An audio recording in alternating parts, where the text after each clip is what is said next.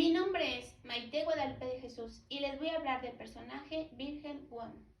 Wilhelm Maximilian Wundt fue un fisiólogo, psicólogo y filósofo célebre por considerársele el fundador de la psicología experimental.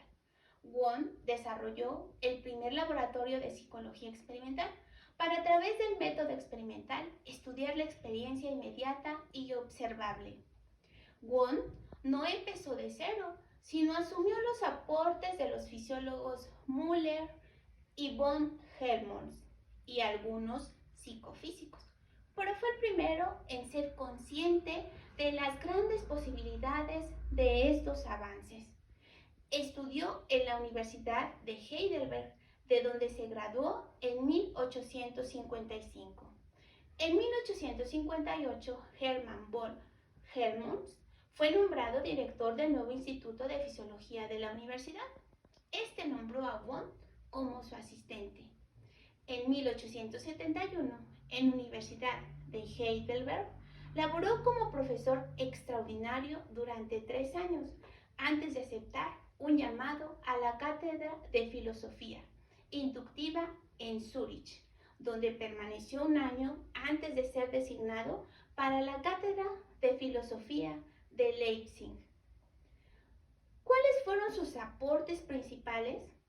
Bueno, primero desarrolló el método introspectivo, primer método experimental de la psicología. Fundó en Leipzig, en 1879, el primer laboratorio oficial de psicología. Formó a muchos investigadores relevantes como Kulp, Gardner, Spearman, Anger, Tigneter, que lograron posteriormente amplios avances en la psicología. En 1881 fundó la primera revista de psicología, que llevó por nombre Estudios Psicológicos.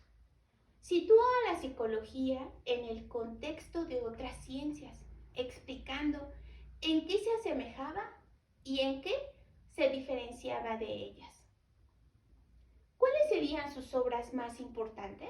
Bueno, sus obras más importantes, una de ellas fueron Los Fundamentos de Psicología Fisiológica, Los Principios de Psicología Fisiológica y La Psicología de los Pueblos. ¿Cuáles fueron sus trabajos experimentales? Bueno, pues se dedicó al trabajo científico, considerándosele el gran maestro de la psicología de su tiempo. El ejemplo más representativo de su trabajo es el medidor del pensamiento, que es un reloj de péndulo con una campana en el extremo y que al reaccionar a la campana y la persona ver el péndulo, este ya se encontraba en otro lugar, lapso, que él determinaba como 1 de 10 de retraso.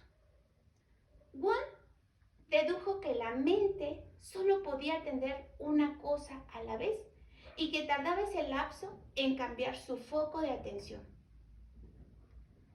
El método introspectivo es una de las grandes aportaciones. Para ello distingue de introspección pura e introspección experimental. De la misma manera, los contenidos de la conciencia y los procesos sensoriales básicos los abordaba con el método de la introspección. Utilizaría métodos experimentales y de investigación semejantes a los de las ciencias físicas para documentar cuestiones diversas del comportamiento y hacer de la psicología una ciencia inductiva experimental. También admitió que en procesos más complejos no se podría utilizar el método experimental. Es bastante compleja la psicología de Wundt, porque no acepta que el comportamiento se describa en términos exclusivamente físicos. Para él lo físico y lo psíquico son realidades diversas y ninguna explica completamente los fenómenos de la otra. Estructura de la experiencia.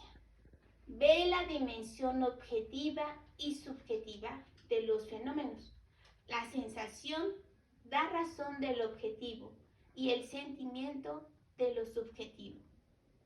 Distinguió entre percepción como fenómeno meramente pasivo y apercepción, la cual tiene un componente voluntario y es como una reorganización pasiva o activa de los elementos básicos.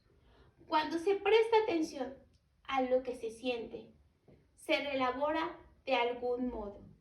Se interesó por procesos superiores mentales como el aprendizaje, el pensamiento, el lenguaje, pero en ello no aplicó el método experimental por considerarlo imposible. Gracias.